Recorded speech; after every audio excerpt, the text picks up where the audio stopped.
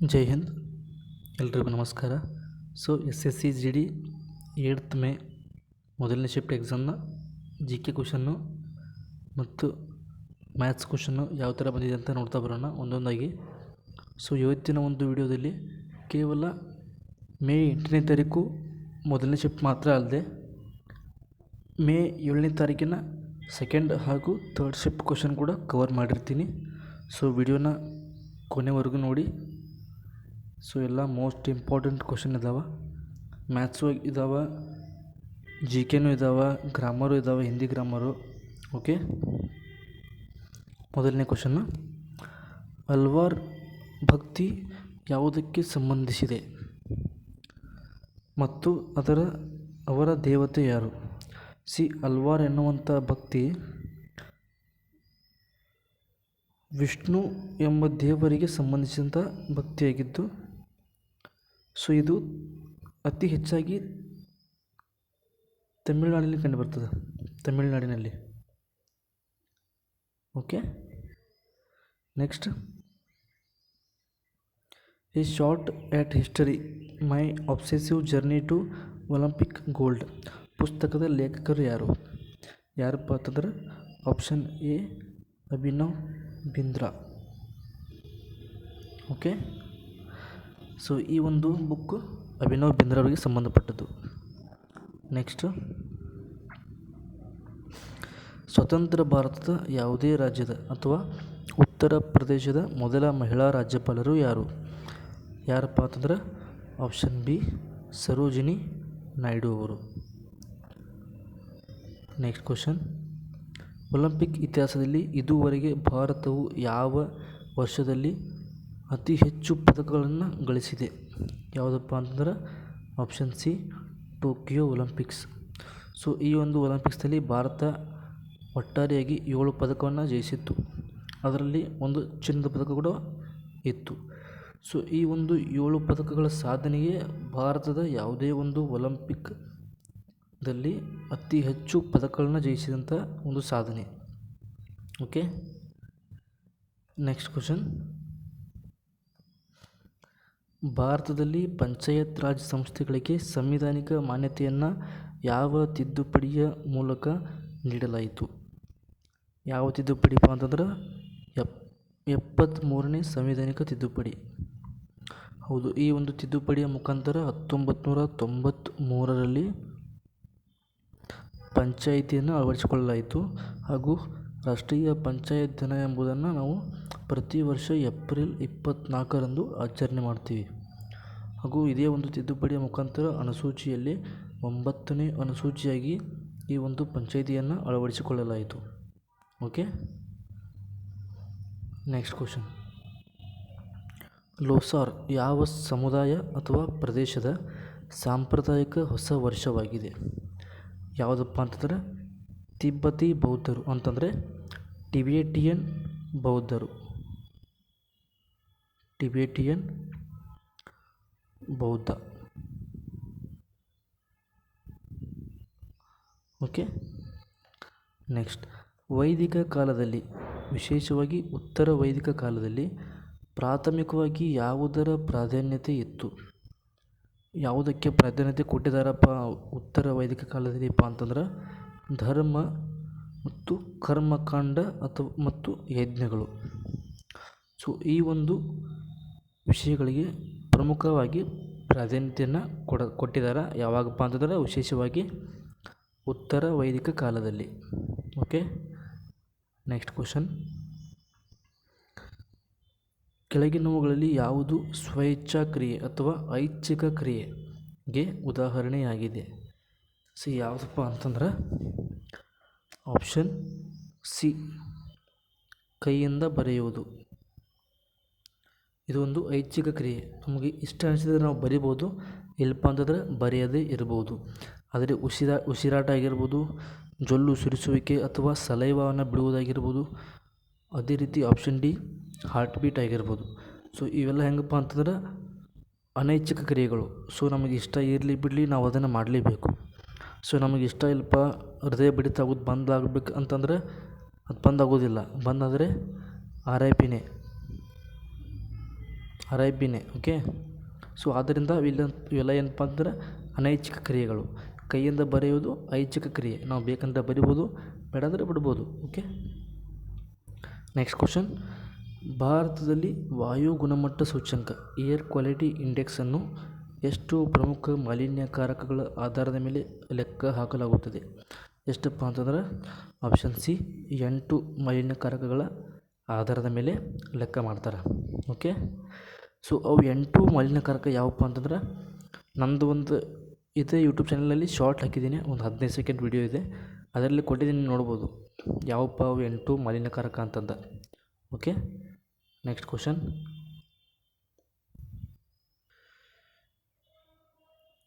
ಭಾರತದಲ್ಲಿ ಜನಗಣತಿಯನ್ನು ನಡೆಸುವ ಜವಾಬ್ದಾರಿ ಯಾವ ಸಚಿವಾಲಯಕ್ಕೆ ಇದೆ? ಯಾವ ಸಚಿವಾಲಯಪ್ಪ ಅಂತಂದ್ರೆ ಆಪ್ಷನ್ ಬಿ ಗೃಹ ಸಚಿವಾಲಯ. ಹೌದು, 1948ರ ಕಾಯ್ದೆಯ ಪ್ರಕಾರ ಗೃಹ ಸಚಿವಾಲಯ ಪ್ರತಿ 10 ವರ್ಷಕ್ಕೊಮ್ಮೆ ಜನಗಣತಿಯನ್ನು ಮಾಡ್ತಾ ಬಂದಿದೆ. ಸೊ ಪ್ರಸ್ತುತ 2026ರಿಂದ ಜನಗಣತಿ ಆರಂಭವಾಗಿದ್ದು, ಸೊ 2027ಕ್ಕೆ ಮುಗಿಯುವಂತಹ ಒಂದು ಹಂತದಲ್ಲಿದೆ. Okay, next question. ಭಾರತೀಯ ರಿಸರ್ವ್ ಬ್ಯಾಂಕ್ನಿಂದ ಜಾರಿಗೊಳಿಸದ ನೀತಿ ಯಾವುದು? ಮೌದ್ರಿಕ ನೀತಿ ಕೂಡ RBI ಜಾರಿ ಮಾಡುತ್ತೆ, ಮತ್ತು ಸಾಲ ನೀತಿ ಕ್ರೆಡಿಟ್ ಪಾಲಿಸಿ ಕೂಡ RBI ಜಾರಿ ಮಾಡುತ್ತೆ, ಮತ್ತು ಇಂಟ್ರೆಸ್ಟ್ ರೇಟ್ ಪಾಲಿಸಿ ಇದನ್ನು ಕೂಡ RBI ಜಾರಿ ಮಾಡುತ್ತೆ. ಆದರೆ ರಾಜಕೋಶೀಯ ನೀತಿಯ ಮಾತ್ರ RBI ಜಾರಿ ಮಾಡಲ್ಲ. ಯಾವ್ದು ಜಾರಿ ಮಾಡುತ್ತಪ್ಪ ಅಂತಂದ್ರೆ ಮಿನಿಸ್ಟ್ರಿ ಆಫ್ ಫೈನಾನ್ಸ್ ಅಥವಾ ಫೈನಾನ್ಸಿಯಲ್ ಮಿನಿಸ್ಟ್ರಿ, ಹಣಕಾಸು ಸಚಿವಾಲಯ. Okay, next question. ಭಾರತೀಯ ಸಂವಿಧಾನದ ಪ್ರಕಾರ ನದಿಗಳು ಮತ್ತು ಕಾಲುವೆಗಳ ನಿಯಂತ್ರಣಕ್ಕಾಗಿ ಕಾನೂನುಗಳನ್ನು ಮಾಡುವ ಅಧಿಕಾರವು ಸಾಮಾನ್ಯವಾಗಿ ಯಾರಿಗೆ ಇದೆಯಪ್ಪ ಅಂತಂದ್ರೆ ಆಪ್ಷನ್ ಸಿ ವಿಧಾನಸಭೆಗೆ ಇದೆ. ಹೌದು, ಅಂತಾರಾಜ್ಯೀಯ ನದಿ ಅಂತ ಬಂದಾಗ ಅದರ ಒಂದು ಅಧಿಕಾರ ಸಂಸತ್ತಿಗಿದೆ. ಸೊ ಸಾಮಾನ್ಯವಾಗಿ ನದಿ, ಕಾಲುವೆಗಳು ಅಥವಾ ಡ್ರೈನೇಜ್ ಸಿಸ್ಟಮ್ ಬಗ್ಗೆ ಒಂದು ವಿಷಯವನ್ನು ಸಂಬಂಧಪಟ್ಟ ಕಾನೂನು ಮಾಡೋದಪ್ಪ ಅಂತಂದು ಬಂದಾಗ, ಸೊ ಅದರ ಒಂದು ಅಧಿಕಾರ ಆಯಾ ರಾಜ್ಯದ ವಿಧಾನಸಭೆಗಳಿಗೆ ಇರ್ತದೆ. Okay, next. 2023ರಲ್ಲಿ 37ನೇ ರಾಷ್ಟ್ರೀಯ ಕ್ರೀಡಾಕೂಟವನ್ನು ಎಲ್ಲಿ ಆಯೋಜಿಸಲಾಗಿತ್ತು? ನ್ಯಾಷನಲ್ ಗೇಮ್ಸ್ ಎಲ್ಲಿ ಆಯೋಜನೆ ಮಾಡಿದರಪ್ಪ ಅಂತಂದ್ರೆ ಆಪ್ಷನ್ ಬಿ ಗೋವಾದಲ್ಲಿ ಆಯೋಜನೆ ಮಾಡಿದರು. ಓಕೆ, ಸೊ ಇದಿಷ್ಟು ಇವತ್ತು ನಡೆದಂತಹ SSC GD ಎಕ್ಸಾಮ್ನ ಮೊದಲ ಶಿಫ್ಟ್ನ ಕ್ವಶನ್ಗಳು. ಸೊ ಇಷ್ಟೇ ಅವೈಲೇಬಲ್ ಇದಾವೆ ನಮಗೆ. ಸೊ ಯಾವುದಾದ್ರೂ ಕ್ವಶನ್ ಮಿಸ್ ಆಗಿದ್ದರೆ, ಇವತ್ತು ನೀವು ಎಕ್ಸಾಮ್ ಬರೆದು ಬಂದಿದ್ದರೆ, ಸೊ ದಯವಿಟ್ಟು ಕಮೆಂಟಲ್ಲಿ ತಿಳಿಸಿ. ಮತ್ತು ಯಾವ್ಯಾವ ಕ್ವಶನ್ ಕೇಳಿದ್ದಾರೆ, GK ಮಾತ್ರ ಅಲ್ಲ, ಅದು ಯಾವುದಾದ್ರೂ ಸರಿ, ನಿಮ್ಗೆ ಯಾವುದಾದ್ರೂ ನೆನಪಿದ್ರೆ, ರೀಸನಿಂಗ್ ಆಗಿರ್ಬೋದು, ಮ್ಯಾಥ್ಸ್ ಆಗಿರ್ಬೋದು, ಗ್ರಾಮರ್ನಲ್ಲಿ ಇಂಗ್ಲೀಷ್ ಆಗಿರ್ಬೋದು ಅಥವಾ ಹಿಂದಿ ಆಗಿರ್ಬೋದು, ಸೊ ನಿಮಗೆ ಯಾವ್ದು ನೆನಪಿದ್ರು ಕಮೆಂಟಲ್ಲಿ ತಿಳಿಸಿ. ಸೊ ಮುಂದೆ ಎಕ್ಸಾಮ್ ಬರೋರಿಗೆ ತುಂಬ ಅಂದರೆ ತುಂಬ ಹೆಲ್ಪ್ ಆಗುತ್ತೆ. ಓಕೆ, ಸೊ ಈ ನೆಕ್ಸ್ಟ್ ನಾವು ನಿನ್ನೆ ಅಂದರೆ 7th ಮೇ 7ನೇ ತಾರೀಕು ನಡೆದಂತಹ ಸೆಕೆಂಡ್ ಹಾಗೂ ಥರ್ಡ್ ಶಿಫ್ಟ್ ಕ್ವಶನ್ನ ನೋಡೋಣ. ಓಕೆ,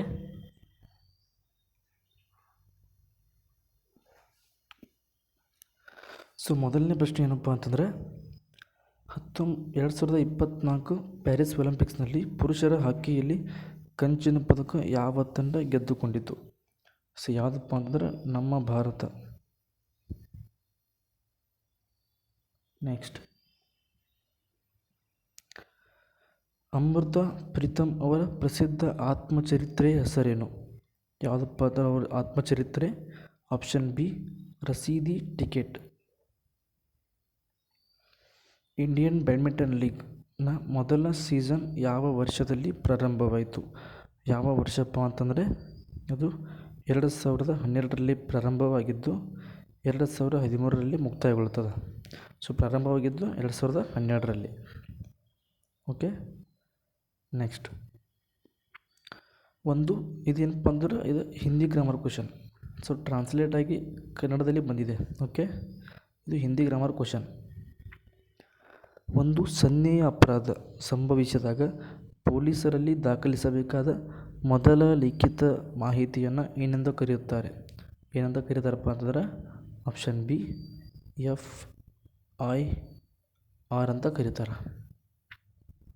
ಓಕೆ, ನೆಕ್ಸ್ಟ್ 4 ಮತ್ತು 5 ಗಂಟೆ ನಡುವೆ ಯಾವ ಸಮಯದಲ್ಲಿ ಗಡಿಯಾರದ ಮುಳ್ಳುಗಳು ಒಂದಕ್ಕೊಂದು ವಿರುದ್ಧ ದಿಕ್ಕಿನಲ್ಲಿ ಇರುತ್ತವೆ?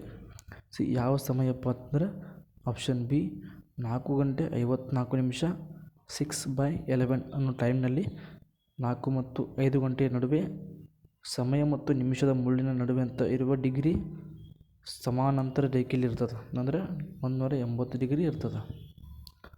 ಸೊ ಇದು ಯಾವ ಥರ ಅಂತ ನೀವೇ ಕ್ಯಾಲ್ಕುಲೇಟ್ ಮಾಡಿ ಕಮೆಂಟ್ನಲ್ಲಿ ತಿಳಿಸಿ. ಓಕೆ, ನೆಕ್ಸ್ಟ್ 8 ಸಂಖ್ಯೆಗಳ ಸರಾಸರಿ 57. ಮೊದಲ 4 ಸಂಖ್ಯೆಗಳ ಸರಾಸರಿಯು ಕೊನೆಯ 4 ಸಂಖ್ಯೆಗಳ ಸರಾಸರಿಗಿಂತ 2 ಪಟ್ಟು ಹೆಚ್ಚಾಗಿದೆ. ಕೊನೆಯ 4 ಸಂಖ್ಯೆಗಳ ಮೊತ್ತವನ್ನು ಕಂಡುಹಿಡಿಯಿರಿ. ಒಟ್ಟು 8 ಸಂಖ್ಯೆ ಅದಾವ, ಅವುಗಳ ಸರಾಸರಿ ಎಷ್ಟೈತಿ? 57 ಐತಿ. ಸೊ ಇಂಟು ಮಾಡಿರಿ.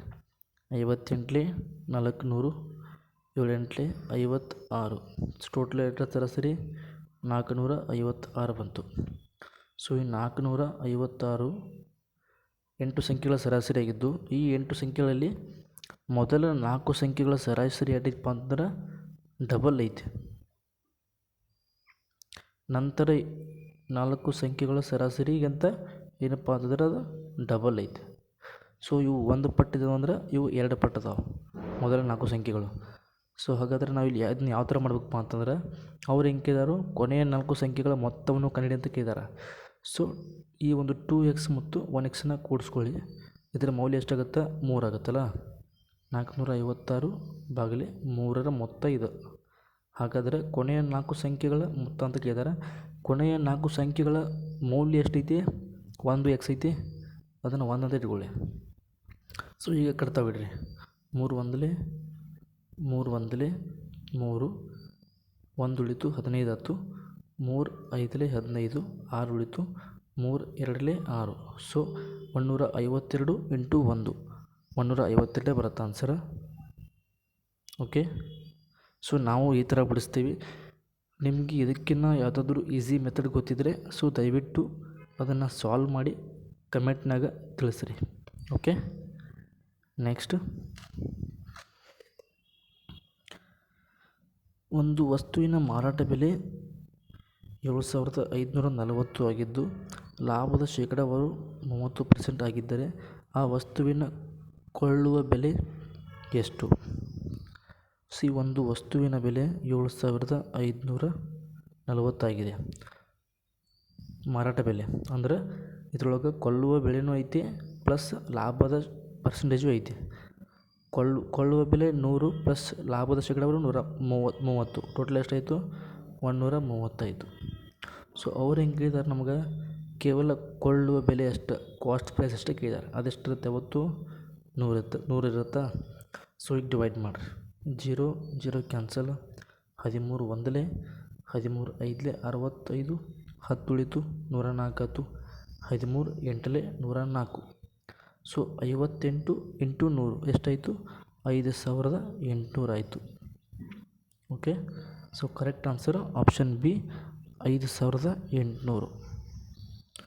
ನೆಕ್ಸ್ಟ್ ಕ್ವಶನ್, ಒಂದು ಸಂಖ್ಯೆಯ 30%ರಷ್ಟಕ್ಕೆ 70 ಕೂಡಿಸಿದಾಗ ಆ ಸಂಖ್ಯೆಯೇ ಫಲಿತಾಂಶವು ಆ ಸಂಖ್ಯೆಯೇ ಆಗಿರುತ್ತದೆ. ಆ ಸಂಖ್ಯೆ ಯಾವುದು? ಸೊ ಇದನ್ನು ನಾವು ಆಪ್ಷನ್ ಬೇಸ್ ಮೇಗೂ ಮಾಡ್ಬೋದು, ಅಥವಾ ನಿಮ್ಗೇನಾದರೂ ಡೈರೆಕ್ಟಾಗಿ ಗೊತ್ತಿದ್ರೆ ಆ ಥರ ಮಾಡ್ಬೋದು.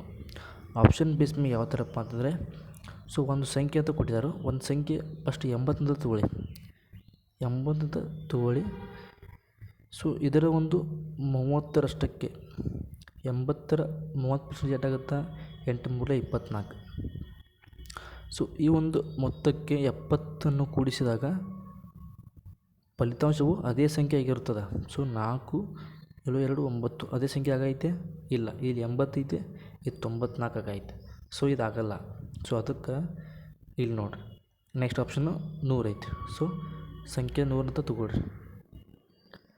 ಈ ಸಂಖ್ಯೆಯ 30ರಷ್ಟು ಅಂದರೆ ಎಷ್ಟಾಗುತ್ತೆ? 30 ಆಗುತ್ತೆ. 70 ಕೂಡಿಸಿದಾಗ 70 ಕೂಡಿಸಿರಿ ಫಲಿತಾಂಶವು ಆ ಸಂಖ್ಯೆಯ ಆಗುತ್ತದೆ. ಸೊ ಎಷ್ಟಾಗುತ್ತೆ? 100 ಆಗುತ್ತೆ. So correct answer option B 100 ಆಗುತ್ತೆ. Okay, next question. 400 ಮೀಟರ್ ಉದ್ದದ ರೈಲು 8 ಸೆಕೆಂಡುಗಳಲ್ಲಿ ಒಬ್ಬ ವ್ಯಕ್ತಿಯನ್ನು ಹಾದು ಹೋಗುತ್ತದೆ. ರೈಲು ಮತ್ತು ವ್ಯಕ್ತಿಯ ವೇಗಗಳ ಅನುಪಾತ 4:1 ಆಗಿದ್ದರೆ ರೈಲಿನ ವೇಗವನ್ನು ಕಿಲೋಮೀಟರ್ ಪ್ರತಿ ಗಂಟೆಯಲ್ಲಿ ಕಂಡುಹಿಡಿಯಿರಿ. ಸೊ ಈ ಒಂದು ಕ್ವಶನ್ನ ನೀವೇ ಸಾಲ್ವ್ ಮಾಡಿ ಆನ್ಸರ್ನ ಕಮೆಂಟ್ನಾಗ ತಿಳಿಸ್ರಿ. ಓಕೆ, ಸೊ ಕೊಟ್ಟಿರ್ತಕ್ಕಂಥ ಆನ್ಸರ್ ಯಾವುದಪ್ಪ ಅಂತಂದರೆ correct answer option C 180 kilometre. So ಇದು ಯಾವ ಥರ ಬರುತ್ತೆ ಅನ್ನೋದನ್ನು ನೀವೇ ತಿಳಿಸಿ ಕಮೆಂಟ್ನಲ್ಲಿ. Next question. 400 ಮೀಟರ್ ಮತ್ತು 800 ಮೀಟರ್ ಉದ್ದದ 2 ರೈಲುಗಳು ಸಮಾನಾಂತರ ಹಳಿಗಳ ಮೇಲೆ ಚಲಿಸುತ್ತಿವೆ. ಅವು ಪರಸ್ಪರ ಸಂಪೂರ್ಣವಾಗಿ 80 ಸೆಕೆಂಡುಗಳಲ್ಲಿ ಹಾದು ಹೋಗುತ್ತವೆ. ಅವುಗಳ ಸಾಪೇಕ್ಷ ವೇಗ ಎಷ್ಟು? ಸೊ ಇದನ್ನು ನೀವೇನು ಮಾಡ್ತೀರಪ್ಪ ಅಂತಂದರೆ 400 ಮೀಟರ್ ಪ್ಲಸ್ 800 ಮೀಟರ್ ಕೂಡಿಸ್ತೀರಿ 1200 ಮೀಟರ್ ಬರ್ತದೆ. ಇದು metre divide by 80 second. So ನೀವೇನು ಕನ್ವರ್ಟ್ ಮಾಡೋ ಅವಶ್ಯಕತೆ ಇಲ್ಲಿಲ್ಲ. ಸೊ ಅವರು ಈಸಿಯಾಗಿ ಕೊಟ್ಟಿದ್ದಾರೆ. ಸೊ ಇದನ್ನು ಡಿವೈಡ್ ಮಾಡೋದ್ರಿಂದ answer option C 15 meter per second ಬರ್ತದೆ. Okay, next question. ಒಬ್ಬ ಶಿಕ್ಷಕರು 84 ಚಾಕ್ಲೇಟ್ಗಳು ಮತ್ತು 108 ಮಿಠಾಯಿಗಳನ್ನು ಒಂದು ಗುಂಪಿನ ಹುಡುಗರಲ್ಲಿ ಸಮಾನವಾಗಿ ಹಂಚಬೇಕೆಂದು ಬಯಸುತ್ತಾರೆ. ಪ್ರತಿ ಹುಡುಗನಿಗೆ ಸಮಾನ ಸಂಖ್ಯೆಯ ವಸ್ತುಗಳು ಸಿಗುವಂತೆ ಗುಂಪಿನಲ್ಲಿ ಹುಡುಗರ ಗರಿಷ್ಠ ಸಂಖ್ಯೆ ಎಷ್ಟು ಮತ್ತು ಪ್ರತಿ ಹುಡುಗನಿಗೆ ಎಷ್ಟು ಮಿಠಾಯಿಗಳು ಮತ್ತು ಚಾಕ್ಲೇಟ್ಗಳು ಸಿಗುತ್ತವೆ? ಸೊ ಇದನ್ನು ನಾವು ಆಪ್ಷನ್ ಬೇಸ್ ಮ್ಯಾಗ ಮಾಡ್ಬೋದು. ಯಾವ ಥರಪ್ಪ ಅಂತಂದ್ರೆ ಸೊ ಮಿಠಾಯಿಗಳು ಎಷ್ಟಿದಾವು? ಮಿಠಾಯಿಗಳು 108 ಅದಾವ, ಚಾಕ್ಲೇಟ್ಗಳು 84 ಅದಾವ. ಸೊ ಹುಡುಗರನ್ನ ನಾವು ಕಂಡು ಹಿಡಿಬೇಕಾಗಿತ್ತು ಆ್ಯಕ್ಚುಲಿ. ಆಪ್ಷನ್ ಎ ತಗೋರಿ. 6 ಹುಡುಗರು ತೊಗೊಂಡಾರ. 14 ಎಷ್ಟು? 15 50 4 24 14 74. ಸೊ ಮಿಠಾಯಿಗಳ ಸಂಖ್ಯೆ ಎಷ್ಟೈತಿ? 108 ಐತಿ. ಅಂದ್ರೆ ಸಮಾನವಾಗಿ ಹಂಚಕ್ಕೆ ಬರಂಗಿಲ್ಲ. ಓಕೆ, ಕರೆಕ್ಟಾ? ಇನ್ನು ನೆಕ್ಸ್ಟ್ ಆಪ್ಷನ್ ಬಿ 12 ತಗೋರಿ. ಹುಡುಗರ ಸಂಖ್ಯೆ 12. ಸೊ ಮಿಠಾಯಿಗಳ ಸಂಖ್ಯೆ ಎಷ್ಟೈತಿ? 7 ಕೊಟ್ಟಿದ್ದಾರೆ. 12 7 8 17 70 2 7 14 84 ಆಗುತ್ತೆ. ಬಟ್ ಮಿಠಾಯಿಗಳ ಸಂಖ್ಯೆ ಎಷ್ಟೈತಿ? 108 ಐತಿ. ಸೊ 108 ನಾವು ಕರೆಕ್ಟಾಗಿ ಹಂಚಕ್ಕೆ ಆಗಂಗಿಲ್ಲ. ಓಕೆ, ಸೆಕೆಂಡ್ ಆಪ್ಷನ್ನು ತಪ್ಪ. ಇನ್ನು ಥರ್ಡ್ ಆಪ್ಷನ್ 12 9 8 108 ಆಗುತ್ತೆ. ಆದರೆ ಮುಂದೆ ಚಾಕ್ಲೇಟ್ ನೋಡಿರಿ 7 ಕೊಟ್ಟಿದ್ದಾರೆ. ಚಾಕ್ಲೇಟ್ ಎಷ್ಟು ಅದಾವ? 7 ಅದಾವ. ಸೊ ಅವಾಗ ಕರೆಕ್ಟ್ ಆನ್ಸರು ಆಪ್ಷನ್ ಸಿನೇ ಆಗುತ್ತೆ. 12 9 108 ಮಿಠಾಯಿನೂ ಕರೆಕ್ಟ್ ಐತಿ 108. ಸೊ ನೆಕ್ಸ್ಟ್ ಚಾಕ್ಲೇಟ್ 7 ಅಂದ್ರೆ 12 7 84 ಚಾಕ್ಲೇಟು 84 ಬರ್ತಾವೆ. ಮಿಠಾಯಿನೂ 108 ಐತಿ, ಚಾಕ್ಲೇಟು 84 ಬರ್ತಾವೆ.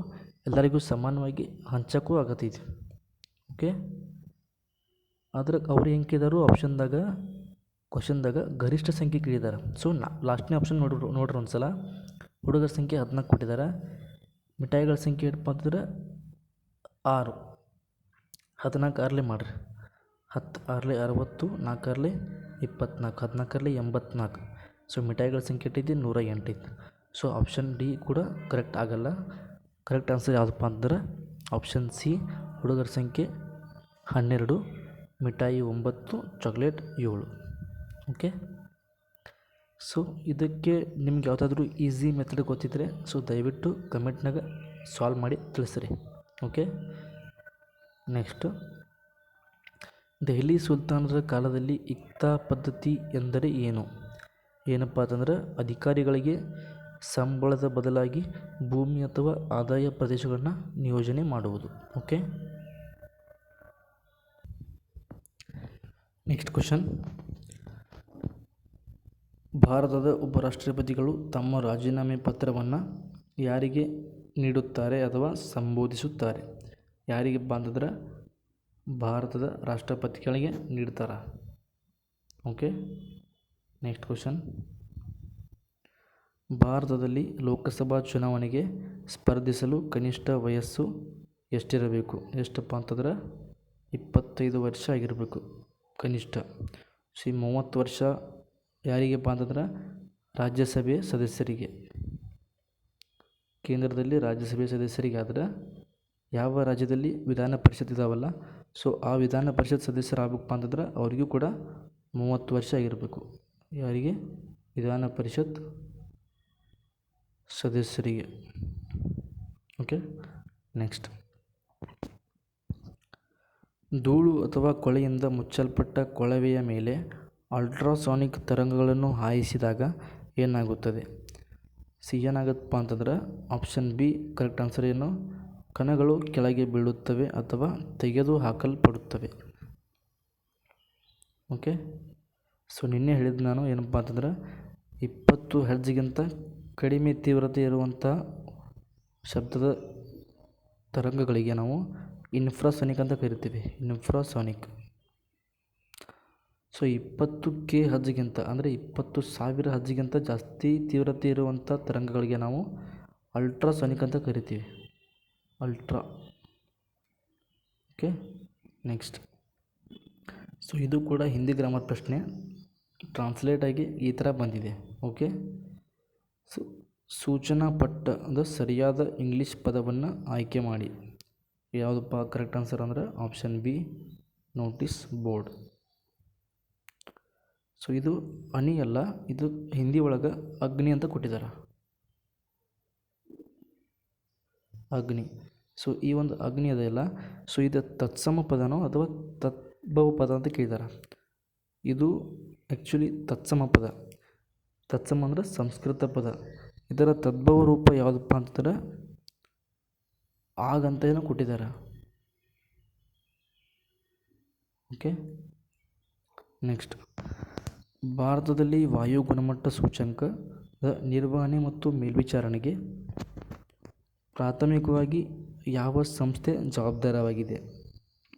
ಯಾವ ಸಂಸ್ಥೆಪ್ಪ ಅಂತಂದರೆ ಆಪ್ಷನ್ ಬಿ ಕೇಂದ್ರ ಮಾಲಿನ್ಯ ನಿಯಂತ್ರಣ ಮಂಡಳಿ, central pollution control board. Okay, next question. ಉತ್ತರಾಯಣವು ಯಾವ ಮಹಾಕಾವ್ಯ ಅಥವಾ ಗ್ರಂಥದೊಂದಿಗೆ ಸಂಬಂಧ ಹೊಂದಿದೆ? ಇದರಲ್ಲಿ ಭೀಷ್ಮ ಪಿತಾಮಹರು ಬಾಣಗಳ ಶಯ್ಯೆಯ ಮೇಲೆ ಮಲಗಿದ್ದು ಸೂರ್ಯನ ಉತ್ತರಾಯಣವಾಗುವುದಕ್ಕಾಗಿ ಕಾಯುತ್ತಿದ್ದರು. ಸೊ ಇದು absolutely option B Mahabharata. Okay, next. ಫ್ಲೆಮಿಂಗ್ನ ಎಡಹಸ್ತ ನಿಯಮದಲ್ಲಿ ಸೊ ಹೆಬ್ಬೆರಳು ಅಥವಾ ಅಲ್ಲ ತೋರು ಬೆರಳು ಕಾಂತೀಯ ಕ್ಷೇತ್ರವನ್ನು ಮತ್ತು ಹೆಬ್ಬೆರಳು ಬಲವನ್ನು ಸೂಚಿಸಿದರೆ ಎರಡನೇ ಬೆರಳು ಅಥವಾ ಮಧ್ಯಮ ಬೆರಳು ಯಾವುದನ್ನು ಸೂಚನೆ ನೀಡುತ್ತದೆ ಅಂತ ಕೇಳಿದ್ದಾರೆ. ಯಾವುದಪ್ಪ ಅಂತಂದರೆ ಮಧ್ಯದ ಬೆರಳು ತೋರಿಸೋದು ಆಪ್ಷನ್ ಸಿ ವಿದ್ಯುತ್ ಪ್ರವಾಹ. ಮಧ್ಯದ ಬೆರಳು ವಿದ್ಯುತ್ ಪ್ರವಾಹವನ್ನು ಸೂಚನೆ ಮಾಡ್ತದೆ. Okay, next. ದೆಹಲಿ ಸುಲ್ತಾನರ ಕಾಲದಲ್ಲಿ ವಿಶೇಷವಾಗಿ ಶ್ರೀಮಂತ ಮುಸ್ಲಿಮರಿಂದ ಸಂಗ್ರಹಿಸಲಾಗುತ್ತಿದ್ದ ಧಾರ್ಮಿಕ ತೆರಿಗೆ ಯಾವುದಪ್ಪ ಅಂತಂದ್ರೆ ಆಪ್ಷನ್ ಸಿ ಜಕಾತ್. ನೆಕ್ಸ್ಟ್. ರಾಜಸ್ಥಾನದ ಅರಾವಳಿ ಶ್ರೇಣಿಗಳಲ್ಲಿರುವ ಖಮ್ನೋರ್ ಬೆಟ್ಟಗಳಿಂದ ಅಥವಾ ರಾಜಸಮಂದ್ದಿಂದ ಹುಟ್ಟುವ ನದಿ ಯಾವುದು? ಯಾವ ನದಿಯಪ್ಪ ಅಂತಂದ್ರೆ ಆಪ್ಷನ್ ಬಿ ಬನಾಸ್ ನದಿ. 2010ರಲ್ಲಿ 2ನೇ ಬ್ರಿಕ್ಸ್ ಶೃಂಗಸಭೆ ಎಲ್ಲಿ ನಡೆಯಿತು? ಎಲ್ಲಿಪ್ಪ ಅಂತಂದ್ರೆ ಬ್ರೆಜಿಲ್ನ ಬ್ರಸೀಲಿಯಾ. Okay, next. 24. ಟೋಕಿಯೋ 2020ರ ಬೇಸಿಗೆ ಒಲಿಂಪಿಕ್ ಕ್ರೀಡಾಕೂಟವನ್ನು ವಾಸ್ತವವಾಗಿ ಯಾವ ಅವಧಿಯಲ್ಲಿ ಆಯೋಜಿಸಲಾಗಿತ್ತು? ಸೊ ಟೋಕಿಯೋ 2020 ಅಂತ ಕೊಟ್ಟರೂ ಕೂಡ ಅದು ನಿಜವಾಗ್ಲೂ ನಡೆದಿದ್ದು 2021ರಾಗ. ಅದು ಯಾವಾಗಪ್ಪ ಅಂತಂದ್ರೆ 23 ಜುಲೈಯಿಂದ 8 ಆಗಸ್ಟ್ವರೆಗೂ ನಡೀತದೆ. Okay, next. ಒಂದು ಗ್ರಹವು 88 ದಿನಗಳಲ್ಲಿ ಸೂರ್ಯನ ಒಂದು ಪರಿಭ್ರಮಣೆಯನ್ನು ಪೂರ್ಣಗೊಳಿಸಿದರೆ ಈ ಅವಧಿಯಲ್ಲಿ ಒಟ್ಟು ಎಷ್ಟು ಸೆಕೆಂಡುಗಳು ಇರುತ್ತವೆ? ಸೊ ಈ ಒಂದು ಕ್ವಶನ್ನ ನೀವೇ ಸಾಲ್ವ್ ಮಾಡಿರಿ. ಸೊ ಕರೆಕ್ಟ್ ಆನ್ಸರ್ ಯಾವುದಪ್ಪ ಅಂದರೆ ಇದ್ರಾಗ ಆಪ್ಷನ್ ಬಿ 7.6 10⁶ 6 ಸೆಕೆಂಡ್. ಸೊ ಈ ಥರದ ಆನ್ಸರ್ ಇದೆ. ಓಕೆ, ನೆಕ್ಸ್ಟ್ ಲೋಕ್ಟಾಕ್ ಸರೋವರ ಈಶಾನ್ಯ ಭಾರತದ ಅತಿ ದೊಡ್ಡ ಸಿಹಿ ನೀರಿನ ಸರೋವರವಾಗಿದ್ದು ಇದು ಭಾರತದ ಯಾವ ರಾಜ್ಯದಲ್ಲಿದೆ? ಇದು ಮಣಿಪುರ ರಾಜ್ಯದಲ್ಲಿ ಕಂಡುಬರ್ತದೆ. ಈ ಒಂದು ಸರೋವರದ ವಿಶೇಷತೆ ಏನಪ್ಪ ಅಂತಂದ್ರೆ ಇದು ಜಗತ್ತಿನಲ್ಲಿ ತೇಲುವಂತಹ ಏಕೈಕ ಸರೋವರ. ಸೊ ಇದೇ ಒಂದು ಸರೋವರದ ನಿರ್ದಿಷ್ಟ ಪ್ರದೇಶದಲ್ಲಿ ಒಂದು ರಾಷ್ಟ್ರೀಯ ಉದ್ಯಾನವನ ಕಂಡುಬರ್ತದೆ. ಸೊ ಆ ಒಂದು ರಾಷ್ಟ್ರೀಯ ಉದ್ಯಾನವನ ವಿಶೇಷತೆ ಏನಪ್ಪ ಅಂತಂದ್ರೆ ಜಗತ್ತಿನಲ್ಲಿ ತೇಲುವ ರಾಷ್ಟ್ರೀಯ ಉದ್ಯಾನವನ ಅದು ಯಾವುದಪ್ಪ ಅಂತಂದ್ರೆ ಕೈಬುಲಾಮ್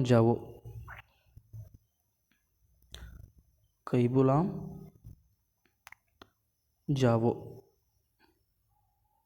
ಓಕೆ, ಕಥಕ್ ನೃತ್ಯವು ಪ್ರಾಥಮಿಕವಾಗಿ ಯಾವುದನ್ನು ಒಳಗೊಂಡಿರುತ್ತದೆ? ಕಥೆಗಳನ್ನ ಹೇಳುವುದು ಅಥವಾ ಕಥೆಗಳ ಅಭಿನಯ. ಓಕೆ, ನೆಕ್ಸ್ಟ್ ಕೇಂದ್ರ ಸಹಕಾರ ಸಚಿವ ಅಮಿತ್ ಶಾ ಅವರ ರಾಷ್ಟ್ರೀಯ ಸಹಕಾರ ನೀತಿ 2025 ಯಾವಾಗ ಅನಾವರಣಗೊಳಿಸಿದರು? ಯಾವಾಗಪ್ಪ ಅಂತಂದ್ರೆ ಜುಲೈ 24, 2025ರಲ್ಲಿ. 2025ರಲ್ಲಿ ಭಾರತದ 79ನೇ ಸ್ವಾತಂತ್ರ್ಯ ದಿನಾಚರಣೆಯ ಥೀಮ್ ಯಾವುದು? ಸೊ ಈ ಒಂದು ಕ್ವಶನ್ನ ನೀವೇ ಆನ್ಸರ್ ಮಾಡಿರಿ. ಓಕೆ, ಸೊ ಇದು ಲಾಸ್ಟ್ ಪ್ರಶ್ನೆ. ಪ್ಯಾರಾಸಿಟಮಾಲ್ ಅನ್ನು ಮೊದಲ ಬಾರಿಗೆ 1877-78ರಲ್ಲಿ ಸಂಶ್ಲೇಷಿಸಿದವರು ಯಾರಪ್ಪ ಅಂತಂದ್ರೆ ಆಪ್ಷನ್ ಬಿ ಹಾರ್ಮನ್ ನಾರ್ಥ್ರಾಪ್ ಮೋರ್ಸ್ರವರು ಇದನ್ನು ಸಂಶೋಧನೆ ಮಾಡ್ತಾರೆ. ಓಕೆ, ಸೊ ಇದಿಷ್ಟು ನಿನ್ನೆ ನಡೆದಂತಹ ಸೆಕೆಂಡ್ ಹಾಗೂ ಥರ್ಡ್ ಶಿಫ್ಟ್ನ SSC GD ಕ್ವಶನ್ಗಳು. ಸೊ ಇದೇ ರೀತಿ ಕೇಂದ್ರ ಹಾಗೂ ರಾಜ್ಯ ಸರ್ಕಾರದ ಸ್ಪರ್ಧಾತ್ಮಕ ಪರೀಕ್ಷೆಗಳಿಗೆ ತಯಾರಿ ಮಾಡುತ್ತಿರುವವರು ನಮ್ಮ ಚಾನಲ್ನ ಸಬ್ಸ್ಕ್ರೈಬ್ ಮಾಡ್ಕೊಳ್ಳಿ. ಸೊ ನಿಮಗೆ ನಾವು ಪ್ರತಿಯೊಂದು ಎಕ್ಸಾಮ್ ಬಗ್ಗೆ ಮಾಹಿತಿಯನ್ನು ಕೊಡ್ತಾ ಇರ್ತೀವಿ. ಸೊ ನಿಮಗೇನಾದರೂ ಡೌಟ್ ಇದ್ದರೆ ಕಮೆಂಟಲ್ಲಿ ತಿಳಿಸಿ.